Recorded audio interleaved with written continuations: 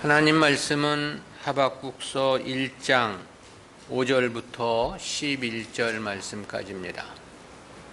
제가 봉독합니다. 여호와께서 가라사대 너희는 열국을 보고 또 보고 놀라고 또 놀랄지어다. 너희 생전에 내가 한 일을 행할 것이라. 혹이 너희에게 고할지라도 너희가 믿지 아니하리라.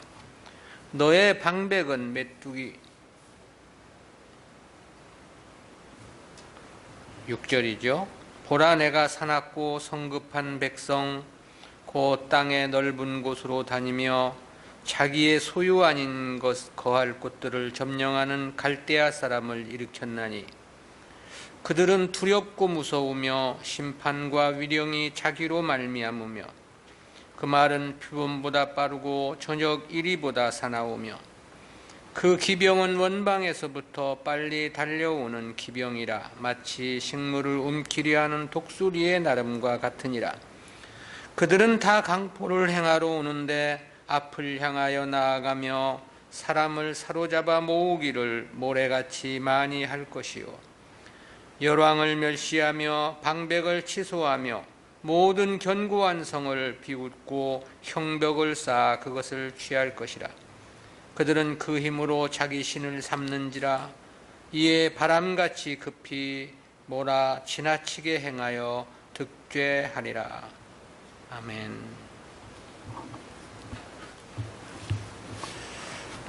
하나님의 첫 번째 답변이라는 제목으로 말씀을 듣겠습니다. 본문은 하박국 선지자와 하나님 간에 두 번에 걸친 질의응답을 보도한 1장 2절부터 2장 20절까지의 1년 기사입니다. 그중 본문은 하박국의 첫 번째 질문에 대한 하나님의 답변을 보도한 내용입니다. 이 내용은 구속사적 교훈까지 그 주제가 넷으로 요약해 볼 수 있는데요. 첫 번째는 하나님의 심판 시련에 대한 총체적인 응답입니다. 공의가 마비된 유다에 대한 심판에 대해서 첫 번째 응답으로 제시된 1절은 내용을 셋으로 구분해서 살펴보겠습니다. 첫 번째는 5절 상반절에서 여호와께서 가라사대 너희는 열국을 보고 또 보고 놀라고 또 놀랄지어다 그랬죠. 한글 개역 성경은 5절 서두를 원문에는 없는 여호와께서 가라사대라는 말로 시작을 했습니다. 그렇지만 5절부터 11절까지가 선지자 하박국의 질문에 대한 하나님의 답변이었기에 이처럼 의역을 한 것입니다. 여기서 이 너희란 유다를 지목한 거죠. 근데 유다가 열국을 보고 놀라고 또 놀랄지어다 라고 말씀합니다. 여기서 제시된 열국은 아수르의 세력을 꺾고 새롭게 등장한 신흥제국 바벨론에 의해 정복될 많은 나라들을 가리킨 표현입니다. 그렇게 수많은 나라들을 초토화시키며 제국으로 부상했던 바벨론이었습니다. 근데 그 바벨론이 유다에게도 심히 큰 패망을 안겨줄 것이라는 사실을 암시해 주고 있는 거죠. 그동안 유다에는 바벨론에 의해 아수르를 비롯한 많은 나라들이 하나하나 멸망해 가는 것들을 똑똑히 바라보며 목격하고 있었습니다. 근데 유다도 그들로 인한 심히 큰 두려움과 공포의 떨림이 있을 것을 말씀하고 있는 겁니다. 두 번째는 5절 중반절에서 너희 생전에 내가 한 일을 행할 것이라 그랬습니다.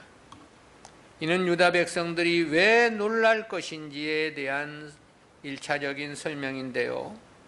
여기서 너희 생전에로 번역된 히브리어 빼메켐이라는 단어는 문자적으로 너희의 날들 중에 그런 뜻입니다. 당시 불의와 압제를 행하던 유다 백성들의 당대를 가리킨 말이죠. 즉 그들 시대에 하나님께서 한 가지 일을 행하실 것을 선포한 것입니다. 여기서 한 일로 번역된 히브리어 포알과 행할 것이라는 말로 번역된 포엘은 모두 동일 어근인 팔이라는 단어에서 파생됐습니다.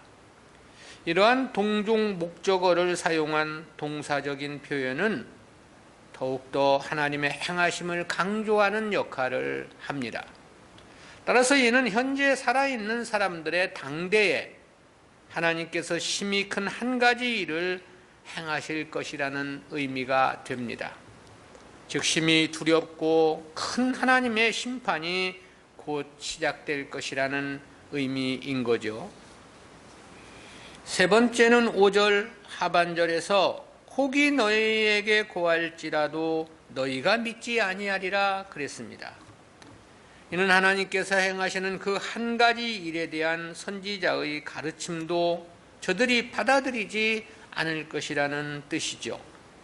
즉 무수한 심판 경고가 유다 백성들에게 주어질 것이지만 저들이 그 경고를 믿지 않을 것이라는 그런 뜻입니다. 그렇다면 결과론적으로는 바벨론에 의해 유다가 멸망할 것이라는 뜻이 되겠죠. 믿지 않을 것이라고 하였으니 돌이키지 않을 것이라는 뜻이 되고, 돌이키지 않을 것이니 결국은 심판은 결행될 수밖에 없을 것이기 때문에 그렇습니다. 두 번째로는 하나님 심판 실현에 대한 구체적인 응답입니다. 본달락은 앞서 말한 그 놀랍고도 믿지 못할 큰 일이 무엇인지를 보다 명시적이고 구체적으로 밝혀주신 내용입니다. 이에 대한 6절부터 10절까지는 내용을 다섯으로 구분해서 살펴보겠는데요. 첫 번째는 6절에서 보라 내가 사납고 성급한 백성 곧 땅의 넓은 곳으로 다니며 자기의 소유 아닌 거할 곳들을 점령하는 갈대아 사람을 일으켰나니 그랬습니다. 여기서 이 사납고로 번역된 히브리어 마르라는 단어는 괴롭다, 비통하다, 쓰다라는 뜻입니다. 본문에서는 심히 괴롭고 슬프다라는 의미로 사용이 된 겁니다. 이는 하나님의 심판의 대행으로 등용된 침략군들이 유다 백성들에게 극도의 고통과 괴로움을 안겨줄 것을 나타낸 표현입니다. 성급한으로 번역된 히브리어 한마르의 의미는 성격이 급하다는 뜻을 말하는 게 아니고요, 동작이 빠르고 민첩하다는 의미입니다. 그래서 공동 번역 성경은 이를 날렌이라고 번역을 했습니다. 이는 유다를 침략할 군사들이 잔혹한 기지를 가지고 있는 동시에 매우 민첩하며 전투에 능한 자들이라는 그런 뜻입니다. 그리고 이들이 누구인가에 대해서는 땅의 넓은 곳으로 다니며 자기의 소유 아닌 거할 곳들을 점령하는 갈대아 사람이라고 그랬습니다.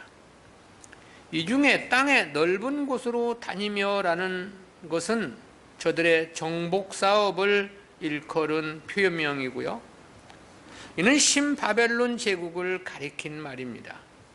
저들은 나부폴리살과 느부갓네살 시대에 아수르 제국을 제압하고 애굽까지 정복함으로써 그야말로 광대한 영토를 차지하게 됩니다. 이 자기 소유 아닌 것들을 점령하는 이란 말은 바로 이처럼 다른 나라들을 침략하여 정복할 것이라는 의미를 나타내는 거죠. 근데 이들이 과연 누구인가에 대해서는 갈대아 사람이라고 밝혀주었습니다. 여기서 이 갈대아인은 아브라함의 형제 나홀의 소생인 게셋의 후손들이 이룬 민족입니다. 이 게셋으로 번역된 히브리어 케세드의 복수형이 카세딤이라는 단어인데요, 이 카세딤이라는 지역의 발음이 바로 갈대아입니다. 그러기에 그들이 사는 지역을 갈대아라고 불렀던 거예요. 고고학적 연구에 의하면 이들은 페르시아만과 바벨론 남단 중간에서도 유브라데강과 티그리스강 사이에 위치했다고 합니다. 이들이 처음에는 소규모의 농축업과 수렵으로 생활을 하는 유목민들이었다고 그럽니다. 그러나 BC 625년 나보폴라살이 왕이 된 후에 아수르의 수도인 니느웨를 정복하고 갈대와 왕조를 세워 번성하게 되었습니다. 그리고 그의 아들인 느부갓네살에 이르러서야 지역 명칭에 따라 바벨론으로 부르게 되었던 건데요. 실제 이 바벨론은 아수르 제국을 무너뜨린 이후 놀라운 속도로 고대 근동을 제패했습니다. 두 번째는 7절에서 그들은 두렵고 무서우며 심판과 위령이 자기로 말미암으며 그랬습니다. 이는 바벨론 군사들의 위용에 대한 묘사입니다. 여기서 이 두렵고로 번역된 히브리어 아욤이라는 단어는 구약 성경에서 본문을 포함해서 모두 3번 사용이 됐습니다. 근데 2번의 용례도 공격진을 펼친 군대가 주는 공포감이나 위험을 나타내는 의미로서 사용이 됐습니다. 또 무서우며로 번역된 히브리어 외노라는 단어는 신적 존재가 주는 공포감을 묘사하는 경우에 자주 사용되는 단어입니다. 본문에서는 바벨론 군대가 이웃 나라들에게 큰 공포를 줄 것이라는 의미로서 사용이 되었습니다. 그럴 수밖에 없는 것은 그들 배후에는 하나님의 심판이라는 신적 의지가 있었기 때문이겠지요. 그리고 저들은 심판과 위령이 자기로 말미암으며 그랬습니다. 이에 대한 원문을 직역해 보면 그들의 판단과 그들의 위험이 그들 자신들에게서부터 나온다라는 뜻인데요.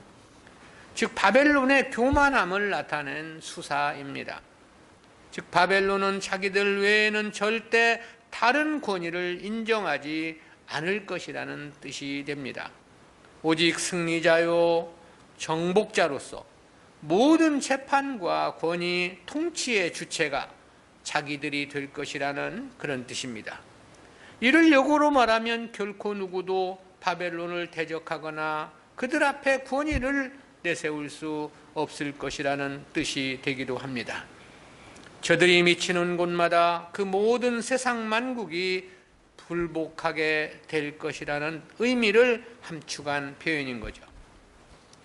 세 번째는 8절에서 그 말은 표범보다 빠르고 저녁 이리보다 사나우며 그 기병은 원방에서부터 빨리 달려오는 기병이라 마치 식물을 움키려 하는 독수리의 나름과 같으니라 그랬습니다.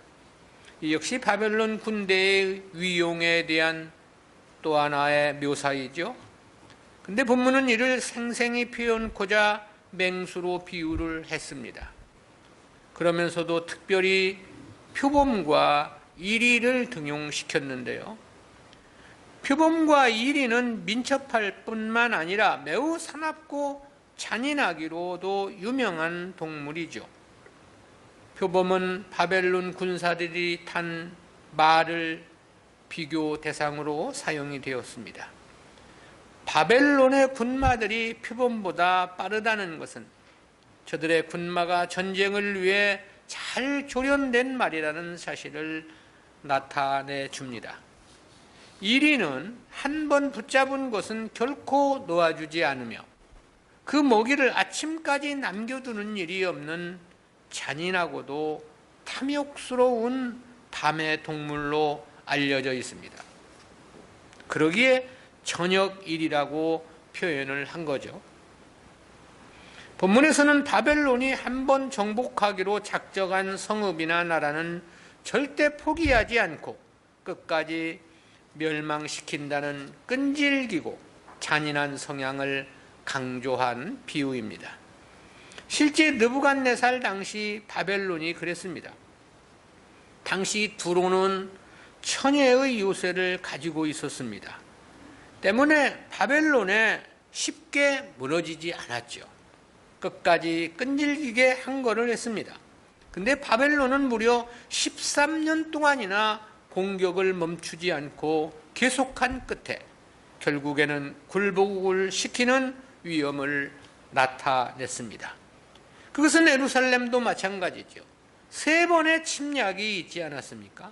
그리고 마지막에는 1년 6개월을 성을 포위하여 성 안을 고갈시켜 결국 굴복시키게 되죠. 그리고 다른 하나는 바벨론의 기병을 식물을 옮기려는 독수리의 나름으로 비유를 했습니다.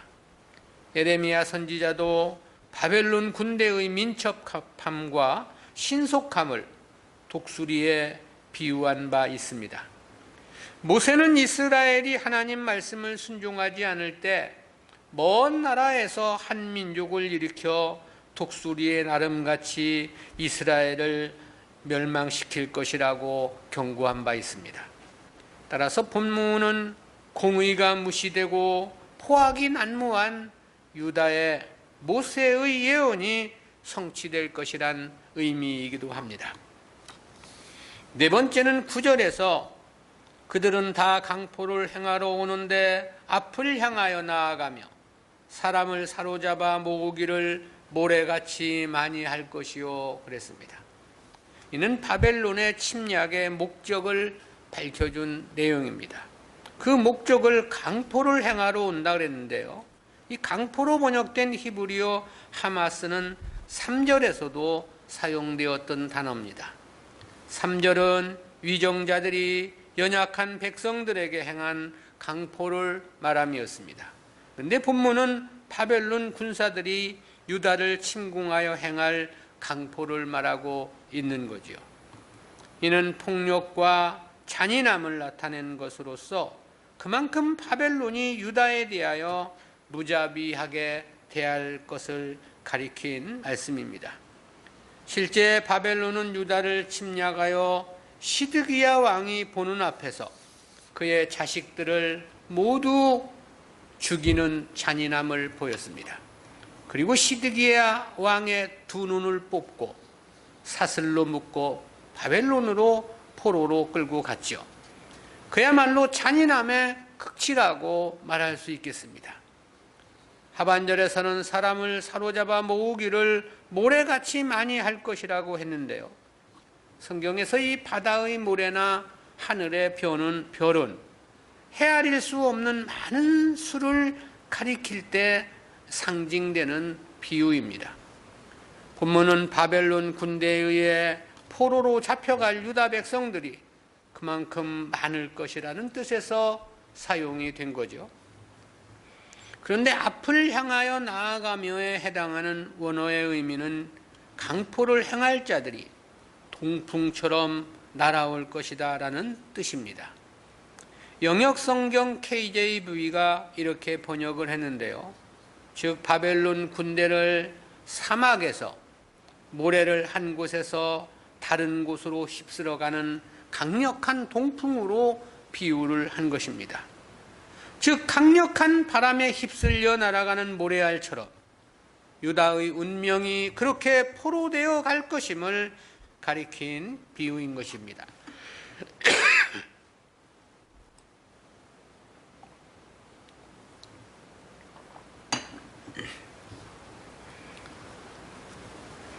다섯째는 10절에서 열왕을 멸시하며 방백을 취소하며 모든 견고한 성을 비웃고 흉벽을 쌓아 그것을 취할 것이라 그랬습니다. 이는 바벨론에 의해 정복될 나라들과 그리고 정복당한 열왕들의 치욕을 나타내 준 표현입니다. 고대 근동의 전쟁에서 비록 강대국들이 이웃 나라들을 정복한다 하더라도 그 나라의 왕은 멸시하지 않고 관대하게 대하는 경우들이 많이 있었습니다. 하지만 바벨론은 그렇지 않을 것이라는 뜻이죠. 이 말씀처럼 바벨론은 유다 왕 여호야긴을 쇠사슬에 묶고 바벨론으로 사로잡아 갔고요. 그리고 시드기야는 앞서 말한 대로 두 눈을 뽑고 방백들과 함께 사슬로 묶고 바벨론으로 끌고 갔죠. 그러니까 실제 남유다 말기의 왕들과 방백들은 본문 말씀처럼 나라만 빼앗긴 것이 아니었습니다. 온갖 멸시와 조롱의 대상이 되었던 것이지요. 10절 하반절은 바벨론 군대가 얼마나 강력한 군대인가를 우회적으로 강조한 표현입니다. 여기서의 이 견고한 성으로 번역된 히브리어 미브차르는 요새화된 성을 가리킬 때 사용되는 단어입니다. 고대 근동의 성들은 군사적이나 전략적으로 요충지에 세워지는 것이 일반적이었습니다. 때문에 대부분 높은 산지나 깎아지른 듯한 절벽 위 또는 바다와 같은 자연 요건을 갖춘 곳에 성들이 세워졌는데요. 실내로 이스라엘을 대표하는 예루살렘 성이나 사마리아 성도 높은 산지 위에 세워졌죠. 에돔의 경우는 높은 바위 틈 사이, 즉 안반지대에 성을 세우기도 했습니다. 또 해상도시 국가로 시작한 두로의 경우는 그 지리적 여건을 살려서 바다를 방벽으로 삼기도 했다고 전해집니다. 그러나 아무리 요새화된 성이라 하더라도 바벨론은 그것을 비웃었다는 거죠. 이는 바벨론 군대가 얼마나 강력한 힘을 가지고 있는가를 역설적으로 밝혀주고 있는 것입니다. 아무리 높은 산이 난공불락 같은 바위 절벽 위에 서온 성이라 하더라도 흉벽을 쌓아 무력화시킬 것이라는 그런 뜻입니다. 이 흉벽이란 원어적인 의미는 흙이라는 뜻입니다. 그러니까 밖에서 흙더미를 쌓아 올려서 높은 성벽을 무력화시킬 것이라는 그런 의미인 거죠. 그러기 위해서는 많은 군대가 필요하고 또 시간이 소요될 수밖에 없을 것입니다. 그렇지만 바벨론은 이를 기꺼이 행할 것이라는 그런 뜻인 것이죠. 아울러 이는 예루살렘 역시 반드시 정복될 것이라는 의미를 함축한 표현이기도 합니다. 세 번째는 하나님의 심판을 대항할 갈대아인의 무자비함에 대한 메시지입니다. 앞선 내용은 유다에 대한 하나님의 심판의 구체적인 명시였습니다. 이어진 본문은 하나님의 심판을 대항할 자들의 위용과 저들의 죄악을 명시적으로 밝혀준 부분입니다.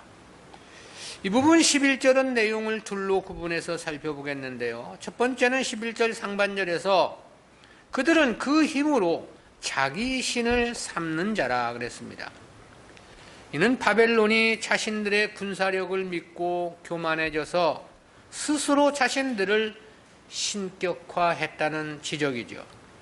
그러나 바벨론의 이러한 강력한 부상은 사실 하나님의 뜻에 의한 것이었습니다. 하나님께서 하나님의 심판의 도구로 사용하시고자 일시적으로 저들을 그처럼 부강케 해 주셨던 것이죠. 그러나 저들은 그러한 하나님의 뜻을 알 수가 없었겠지요. 그것은 저들이 본래부터 하나님을 알 수 없는 이방인들이었기 때문에 그렇습니다. 그러기에 저들은 스스로 강한 것이라고 생각을 했던 거죠.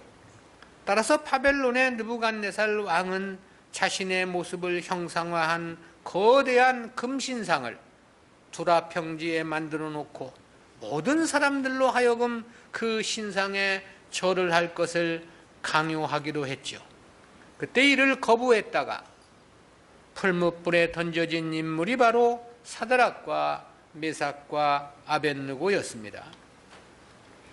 두 번째는 11절 하반절에서 이에 바람같이 급히 몰아 지나치게 행하여 득죄하리라 그랬습니다.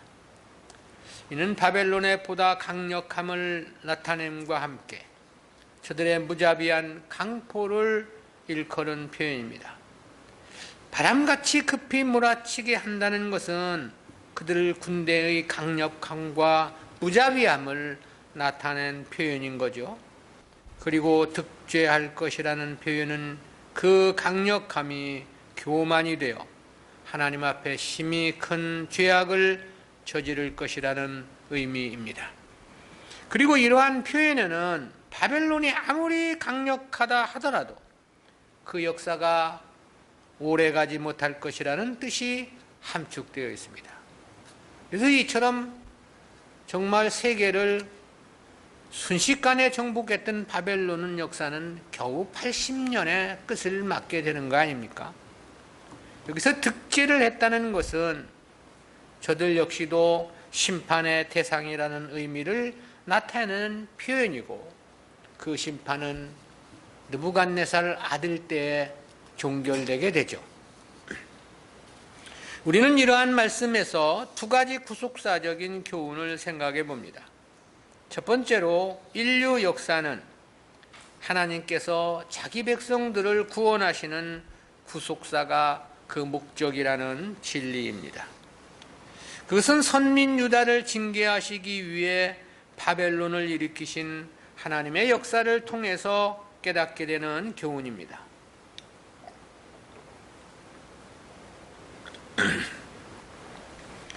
이에 대해서 6절에서는 보라 내가 사납고 성급한 백성 그 땅의 넓은 곳으로 다니며 자기의 소유 아닌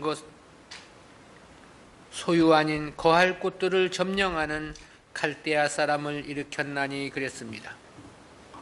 즉 바벨론을 일으키신 이가 하나님이라는 사실을 분명히 하신 거죠. 하나님께서 이방이었던 바벨론을 일으키신 목적은 단 하나였습니다. 그것이 곧 유다를 징계하시기 위한 목적이었다는 거죠. 그것은 하박국 선지자가 율법이 해이하고 공의가 시행되지 않는 유다를 왜 심판하지 않느냐고 한 질의의 답변으로 갈대아를 말씀하셨음이 그것을 말해 줍니다. 그런데 하나님의 역사는 비단 바벨론만 그런 것은 아니었습니다. 바벨론에 의해 멸망한 아수르도 그들이 제국으로 일어섰던 것은 역시 북이스라엘을 징계하기 위한 하나의 징계의 몽둥이가 그 목적이었죠. 그것은 바벨론을 무너뜨리고 다시 제국으로 새롭게 등장한 바사도 마찬가지입니다. 그래서 바벨론을 무너뜨린 바사왕 고레스에 대해서 하나님은 그렇게 말씀하기도 하십니다. 이사야 44장 28절입니다. 고레스에 대하여는 이르기를 그는 나의 목자라 나의 모든 기쁨을 성취하리라 하며 예루살렘에 대하여는 이르기를 중건되리라 하며 성전에 대하여는 이르기를 네 기초가 세움이 되리라 하는 자니라. 이 말씀에서 보면 바사, 즉 페르시아를 하나님께서 일으키신 것은 바벨론을 멸하고 이스라엘을 예루살렘으로 귀환시키려는 목적이었다는 것을 알 수 있겠죠. 그랬기에 고레스에 의해 1차 포로 귀환이 이루어졌고 그 후 아닥사스다 왕 때 제2차 그리고 제3차 귀환이 이루어지게 되죠. 즉 페르시아 역시 하나님의 역사를 실행하시려는 하나의 도구적인 역할이었다라는 사실입니다. 그런 측면에서 보면 바사 이후 일어난 헬라는 문화의 도움을 위함이라고 말할 수 있겠습니다. 왜냐하면 신약 성경의 기록이 바로 헬라어로 기록되었기 때문에 그렇고요. 그리고 그 이후 일어난 로마는 이방으로 복음을 옮기시기 위한 역할을 위함이라고 말할 수 있습니다. 역시 로마가 세계를 제패하고 그들이 펼친 식민 정책은 복음이 이방을 향하여 나아가는데 매우 효과적이었기 때문에 그렇습니다. 그리고 우리는 이러한 역사에서 인류는 오직 자기 백성들을 구원하시기 위한 목적에서 경영되는 하나님의 섭리란 사실을 알 수 있는 거죠. 그리고 이와 같은 경우는 오늘날도 마찬가지입니다. 오늘날 사회가 점점 더 악해지고 정치에도 보면 정의가 사라져가고 있음을 우리가 목격하지요. 이러한 역사가 왜 그런 것인가? 생각해보면 성도들에게 시대의 말기를 보여주시려는 중요한 역사 계시가 아니냐라는 것입니다. 다시 말하면 주님이 오실 때가 가까워왔으니 보다 열과 성의를 다하여 하나님을 섬기라는 계시가 이와 같은 역사 속에 담겨 있다라는 것입니다. 역사는 인간들에 의해 경영되어 가는 것 같기도 하죠. 그렇지만 실제 이를 주장하시는 분은 하나님이신 것입니다. 그래서 바울은 그렇게 증언한 말씀도 있습니다. 로마서 13장 1절입니다. 각 사람은 위에 있는 권세들에게 굴복하라. 권세는 하나님께로 나지 않음이 없나니 모든 권세는 다 하나님의 정하신 바라. 그렇다는 측면에서 보면 성도는 역사의 중심이기도 하고 핵심이라고 말할 수 있습니다. 역사의 주인공이 바로 성도들이다라는 것이죠. 왜냐하면 인류 역사의 경영이 바로 저들을 위한 하나님의 구속사이기 때문에 그렇습니다. 성도가 하나님을 보다 지극정성으로 섬기고 또 섬겨야 하는 이유입니다. 그것은 인류 경영을 포함해서 모든 역사 사건들도 오직 우리 성도들의 구원을 위한 하나님의 일하심이기 때문에 그렇습니다. 두 번째는 하나님 말씀을 무시한 자의 결국은 최악의 실패요 패망이라는 교훈입니다. 그것은 심판을 결행하실 것이라는 하나님의 뜻을 전해 들으면서도 이를 유다가 믿지 않을 것이라고 하신 말씀에서 깨닫는 교훈입니다. 5절 상반절에서는 여호와께서 가라사대 너희는 열국을 보고 또 보고 놀라고 또 놀랄지어다 그랬죠. 이는 바벨론 제국의 파죽지세의 정복 역사에 유다가 크게 놀랄 것이라는 의미라고 했습니다. 5절 중반절에서는 너희 생전에 내가 한 일을 행할 것이라 그랬죠. 이는 그 놀라운 역사가 그 시대 사람들이 살아있는 당대에 이루어질 것이라는 의미라고 했습니다. 그런데 5절 하반절에서는 혹이 너희에게 고할지라도 너희가 믿지 아니하리라 그랬죠. 이는 하나님께서 행하실 그 놀랄 일을 믿지 않을 것이라는 그런 의미인데요. 근데 여기서 고할지라도에 해당하는 히브리어 에수파르라는 단어는 자세히 고하다 혹은 반복적으로 고하다라는 뜻입니다. 그러면서도 이 단어가 미완료형으로 사용이 됐습니다. 그렇다는 것은 바벨론을 통한 심판 경고가 무수히 지속적으로 반복해서 경고를 할 것이라는 그런 뜻을 나타내죠. 사실이 그랬습니다.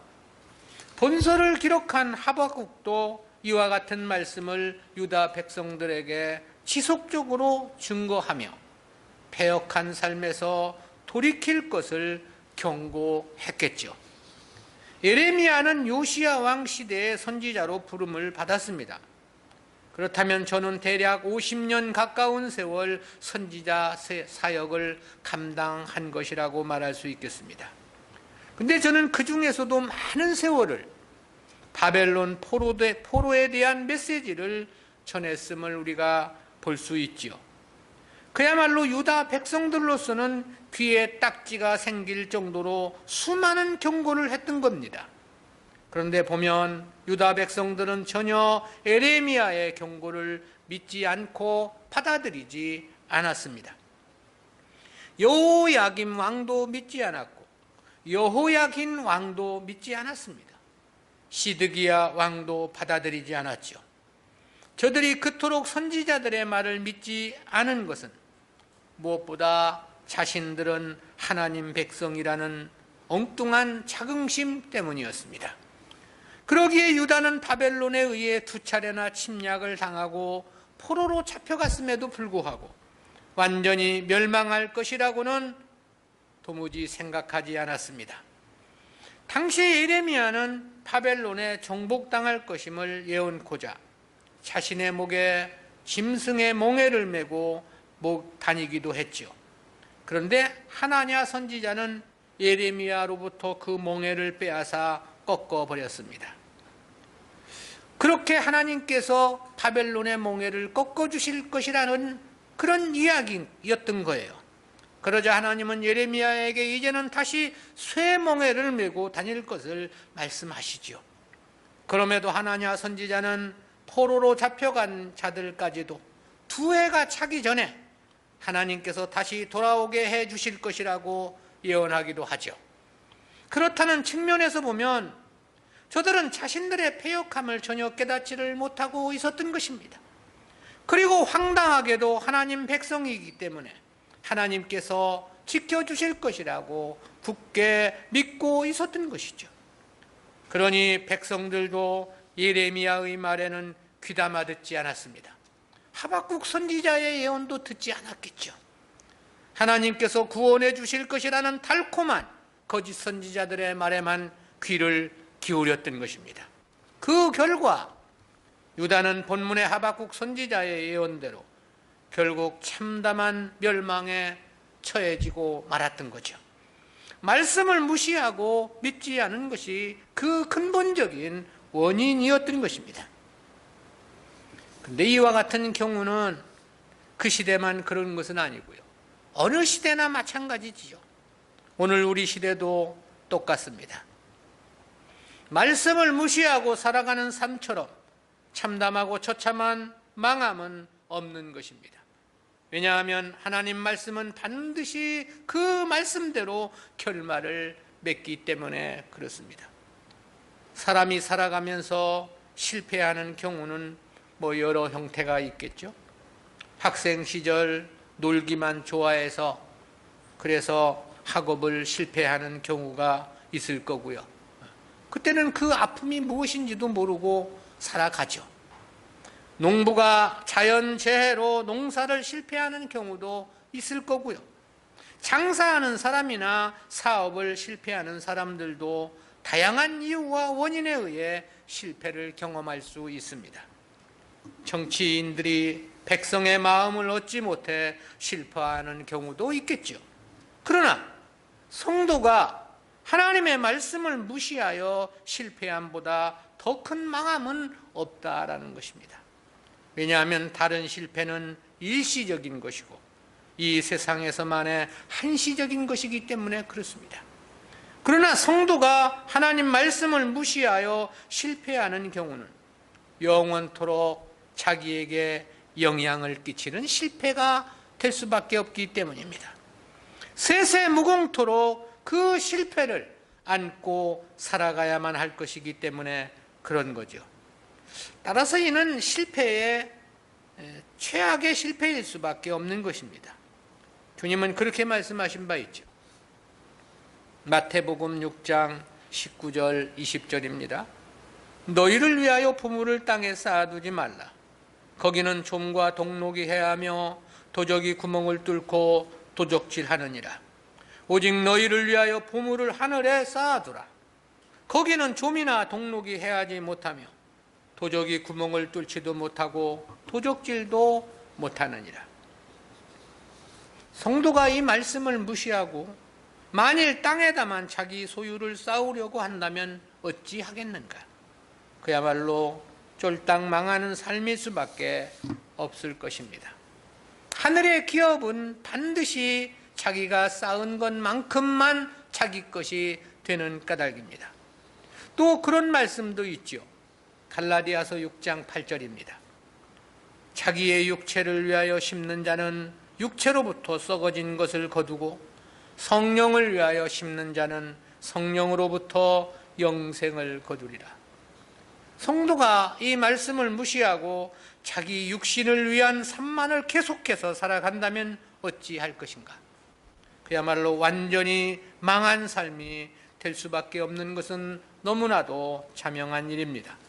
왜냐하면 저는 썩어진 것만을 거둘 뿐 영생의 기업은 전무할 것이기 때문에 그런 거죠. 말씀을 무시해서는 안 됩니다. 한 말씀 한 말씀을 엄중히 생각해야 합니다. 설마라는 생각으로 가볍게 취급해서는 안 되는 거죠. 결론은 모든 것들이 하나님의 말씀대로 이루어질 것이기 때문입니다. 결국 말씀은 1.1핵도 변치 않고 그대로 성취될 것이기 때문에 그런 것이죠. 우리가 말씀을 엄중히 생각하고 들은 것으로 끝내는 것이 아니라 그 말씀대로 살아가기 위해 몸부림을 쳐야 하는 이유입니다. 어떤 희생이 뒤따른다 하더라도 우리는 말씀대로 살아야 합니다. 그것 말고 우리에게 희망은 없기 때문에 그런 것입니다. 기도합니다. 사랑의 하나님 은혜 감사합니다. 하나님의 말씀을 무시했던 이스라엘 백성들이 당한 그 결과가 어떤 것이었는가를 우리에게 보여주시며 말씀의 엄중성을 가르쳐 주신 하나님 은혜 진실로 감사합니다. 우리들의 삶이 무엇보다 하나님의 말씀을 따르고 순종하는 삶이 되기를 원하며 하나님 말씀을 바르게 깨닫고 그 말씀에 적중된 삶을 위해 최선의 삶이 될 수 있도록 주여 저희들을 아무쪼록 붙잡아 주시고 인도해 주옵소서. 말씀 이외에 우리에게 소망이 없는 까닭이니이다. 엄중한 마음으로 말씀을 받게 해주시고 그 말씀을 따라 조심스럽게 마음과 뜻을 다해 살아가는 저희 모두가 되어질 수 있도록 인도해 주옵소서. 감사드리옵고 예수님의 이름으로 기도드리옵나이다. 아멘.